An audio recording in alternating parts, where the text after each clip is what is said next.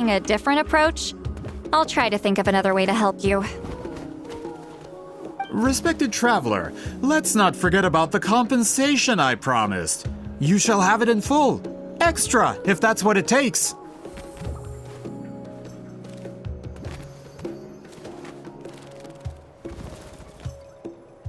What makes you say that? Yeah, based on what you've told us so far, it kinda seems like there's unresolved tension between you two. You think so? She claimed to be your friend, but picked fights with you non-stop, and never told you about her biggest accomplishment. By figuring out the truth behind the battle, maybe we can finally help you get closure. Closure? I'd say we're 200 years too late. But fine, if you want to keep investigating, be my guest. Ah, that's wonderful news. Alright, let's go visit the Shaman family.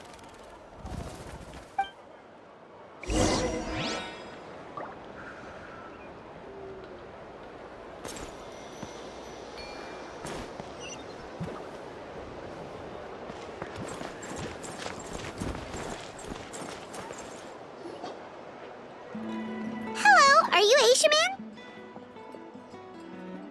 Yep, that's me. Huh? Granny Eastly? Get up! In a crowded market like this, the only person who should be trying to hide is me. My apologies. Ever since my grandfather's generation, the shamans of my family have given up on passing your trial, Granny Eastly. Have we offended you in some other capacity? Man, this is generational trauma at this point. Whenever I misbehaved as a kid, Grandpa would tell me about the thrashing he received from Granny Eastly. I still get nightmares about it sometimes.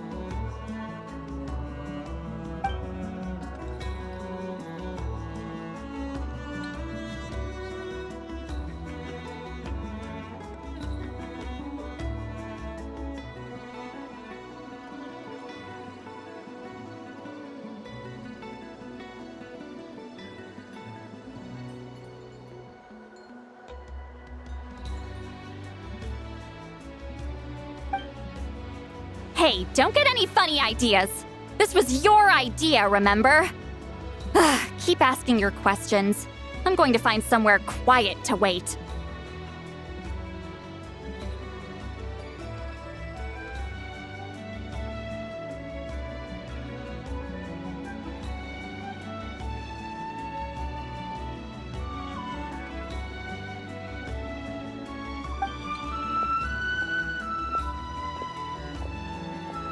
Okay, so your family studied under Wheat Ceiling, right? Yes, although that pretty much ended with my grandfather's generation, unfortunately.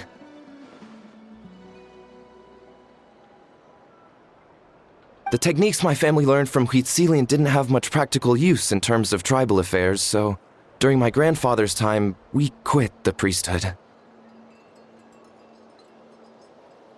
Turns out, shaman techniques aren't that useful outside the priesthood either. So over time, we abandoned them altogether. Of course, it's possible that we were just too foolish to understand the true power of those teachings. After all, Wheat Ceiling was a genius. None of her students have been able to fully reproduce her talent. Do you know which techniques were passed on to your family? I'm not sure. As a kid, I remember hearing my grandfather talk about them, but it's not like I can use them myself. Just think about it for a sec. Do you remember anything about a technique that can decide the outcome of a battle? Decide the outcome of a battle? No, I don't remember anything like that. Besides, my family wasn't really known for our talent. If a technique like that exists, I doubt Huitzilin would pass it on to us. You might have better luck asking one of the priests. They're descendants of Huitzilin's most gifted students. Well, looks like we're back where we started. Still no definitive evidence the Battle of Seven Colors took place. Allie, do you think we have enough to draw a conclusion? All we have are non-witness accounts. We could put together an interview, but that's not going to hold up in academic circles. Then we have to keep going. Oh, you're investigating the Battle of Seven Colors? Yeah, you know about it?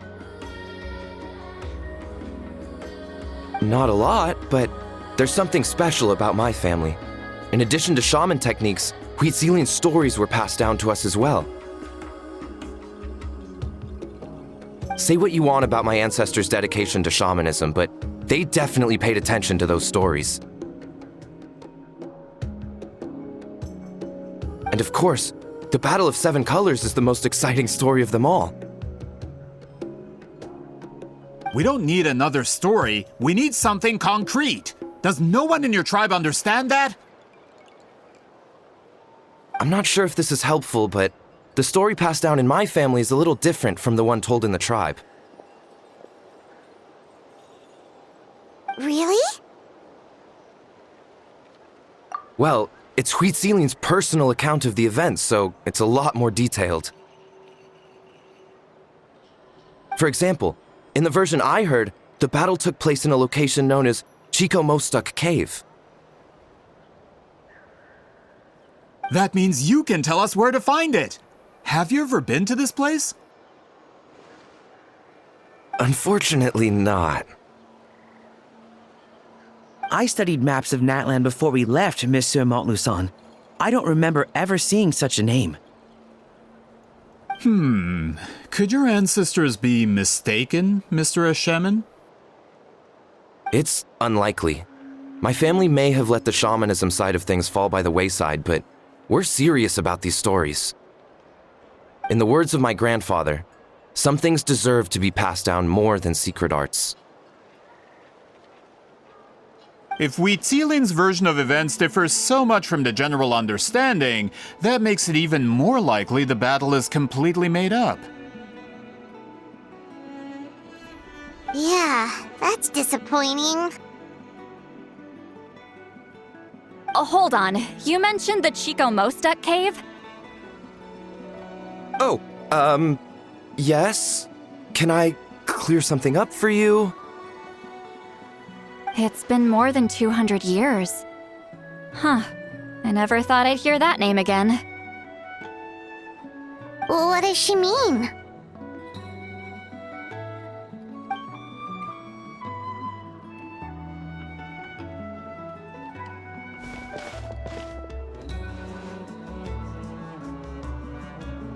That location is now known as the Valley of Fog. The Chico-Mostuk cave is what it was called 200 years ago. Precisely when Huitzilin was alive. That means, Monsieur Montluçon, we can confirm the original site of the battle. Once we get there, the evidence we need should be at our fingertips.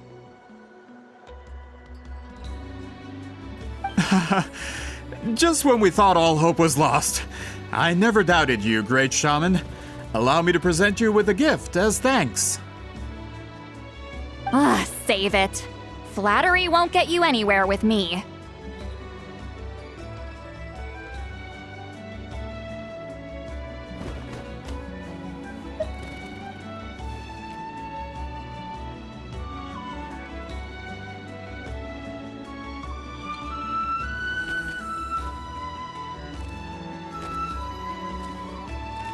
Wait, Mr. Montluçon works in publishing.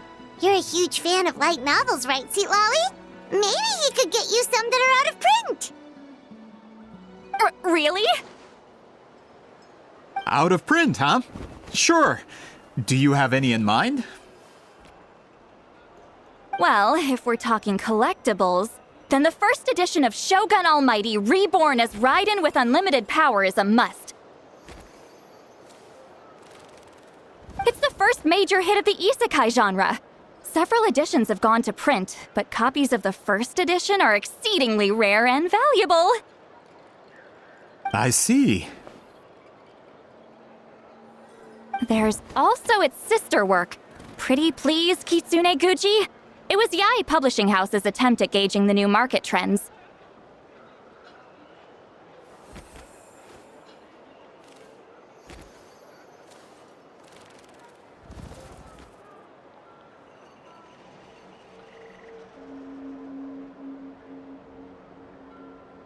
It's opened the door to a new genre after readers grew tired of isekais.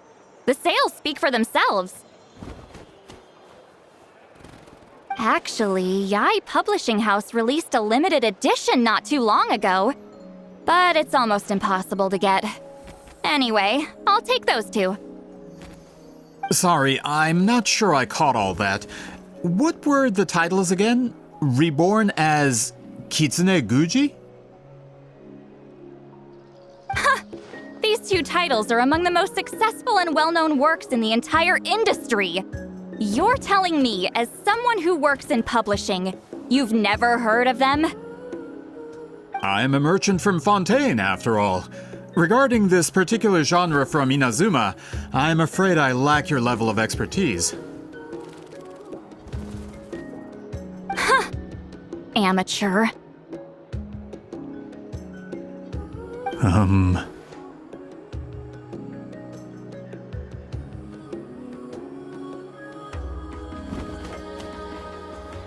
Of course! Sounds like a perfect arrangement. Now, there's no time to waste. We should head to the site of the battle right away. Once we get there, it'll take a bit more work to determine the actual location. Right now, all we have is a general idea. Well, I'm sure Miss Sitlali can help us with that. Have you even looked at the time? It's already evening, and I have important plans tonight. You expect me to work through the night? Well, what do you think, traveler?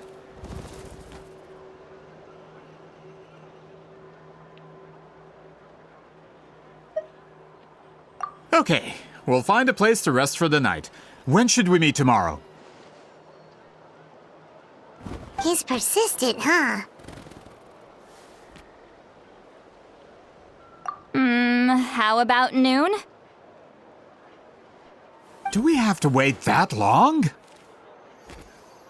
Great shamans have important matters to attend to in the morning.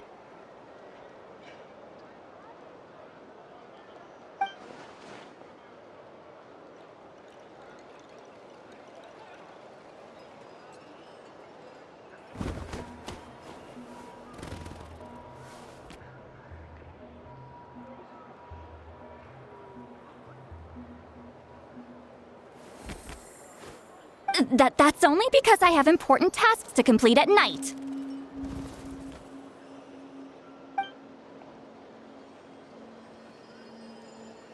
All right, as Miss Sitlali instructed. Let's meet back up tomorrow at noon. We'll be waiting at the exit of the tribal settlement.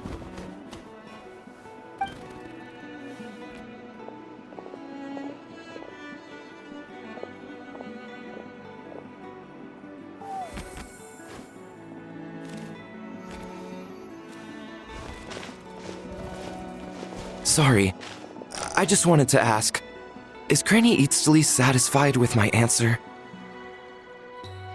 Yeah, of course. You really helped us out. Oh, good. I'm glad I didn't offend her somehow. You're really that scared of her?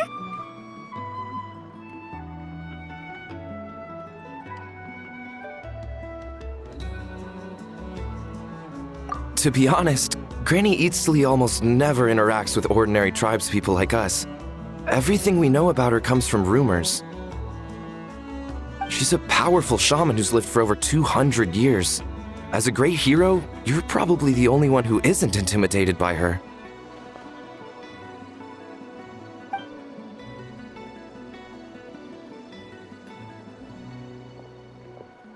Well, thanks for today, Sweet Lolly.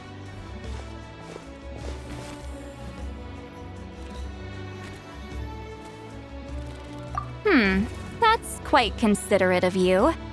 All right, let's grab a few drinks. Just like last time. Wait, didn't you say you had important plans tonight? What did you think I meant? Does that mean you've gone drinking every night for the past 200 years? Now Paimon's worried about your health.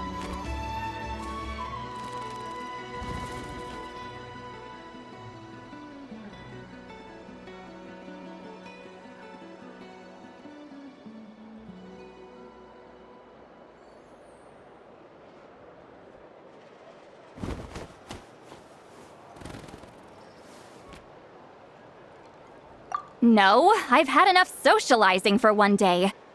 I know somewhere quiet. We can just buy some drinks and head over.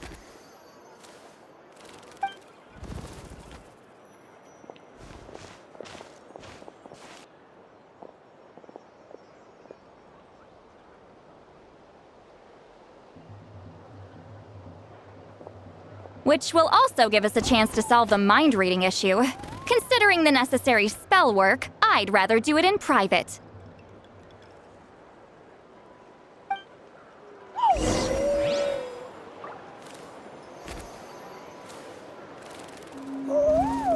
Gotta pick the right location date.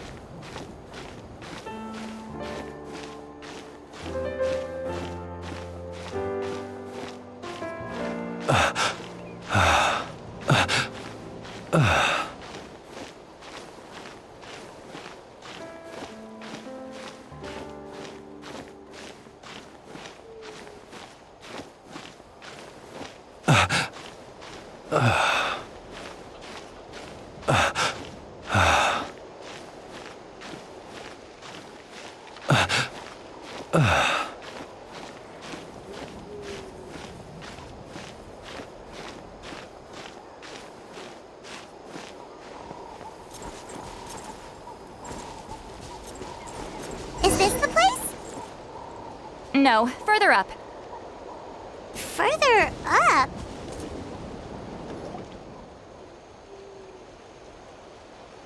Whoa, this is like a secret base. Sometimes I want the fresh air, but not the company. So I come here. Let's see if my stash is still here. Ah, great! The halberd crest birds didn't eat my snacks.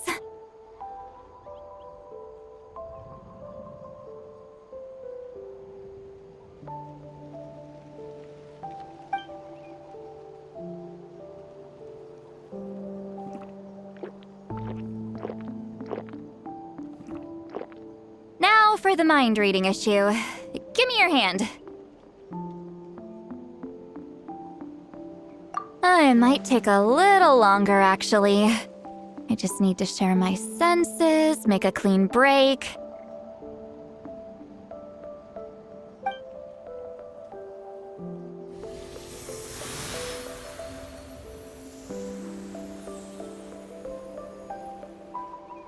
And that should do it, right?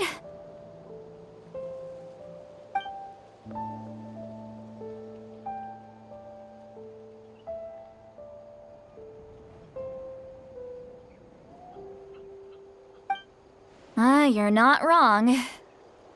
Hold on. Why do I still hear you in my head? Oh, did I not separate our senses completely?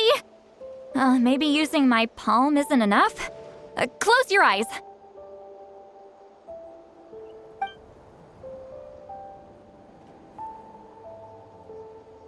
Oh, please work, please work. A great shaman should be able to handle this.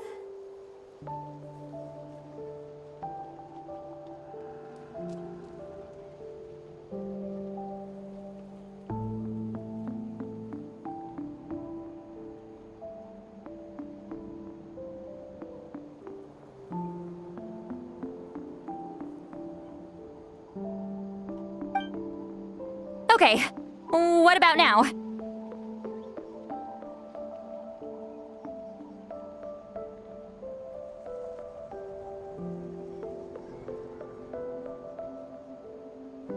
Huh? And now?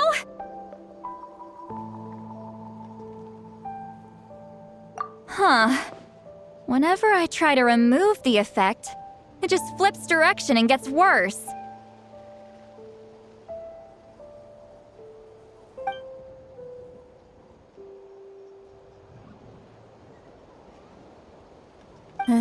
That was just to help with the spell. Ah, shoot. I still hear you.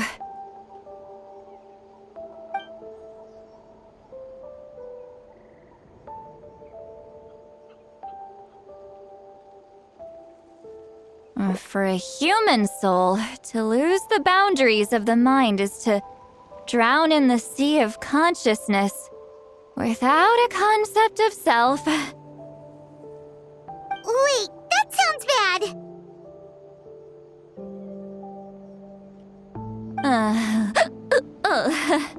I read that in a light novel.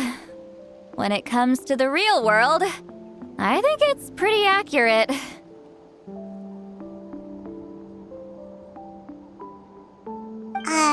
Is Lolly drunk? She's not making much sense. Anyway, we'll just have to leave it for now. Hearing the Traveler's thoughts isn't that bad, right? You should just tease him. That's what Paimon would do.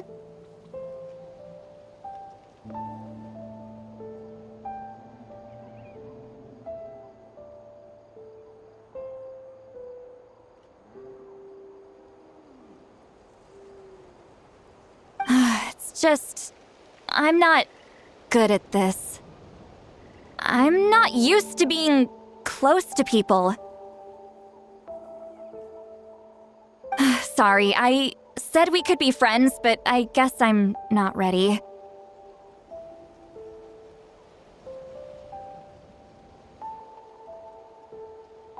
I'm used to being Granny Eatsley. Someone intimidating, someone people are scared to approach. I don't have to deal with people that way. Yeah, Paimon's been wondering. Why do you insist on living so far away? You could easily become a leader of your tribe, someone everyone loves and respects. When you live as long as me, a person is like a flower.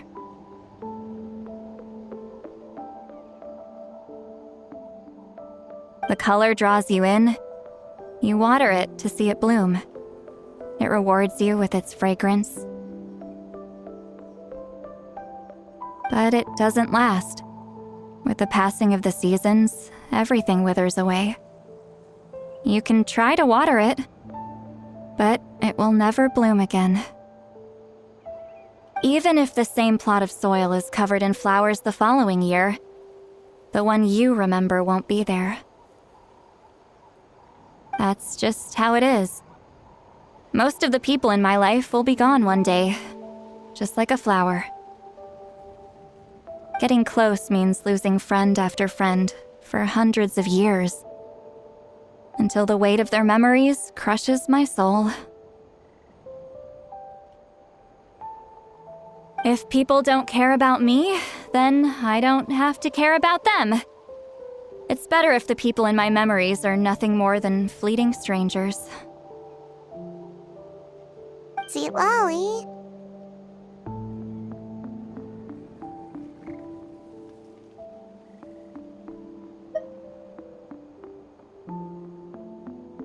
You won't live as long as me, so you don't have to worry about that.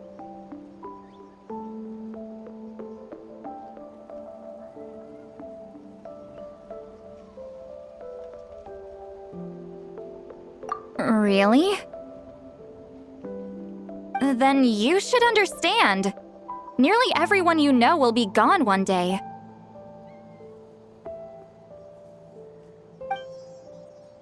All the more reason to remember them.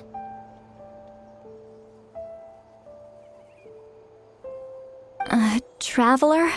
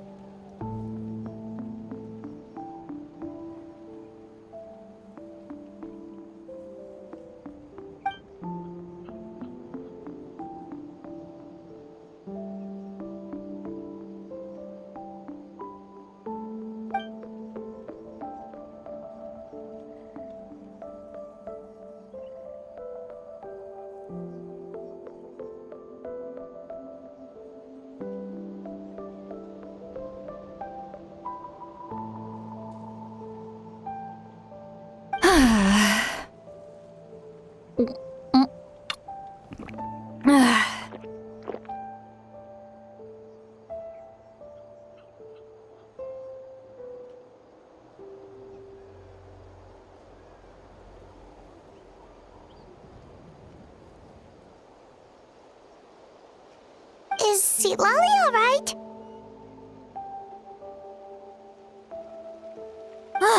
Stupid mind-reading side effect won't go away. It's not like I want to hear you complain about me all the time.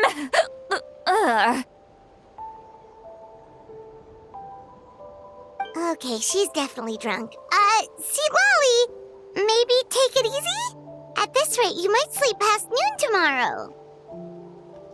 I'm not drunk. I remember everything the traveler said. Just gotta think of a response. I'll think of something. Uh-oh, not this again. Is she asleep? I'm fine. Can get home by myself. Is she talking in her sleep or talking to us? She seems kind of out of it.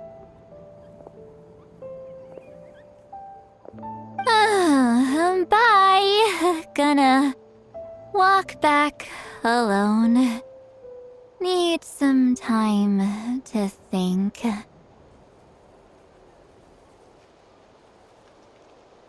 Alright.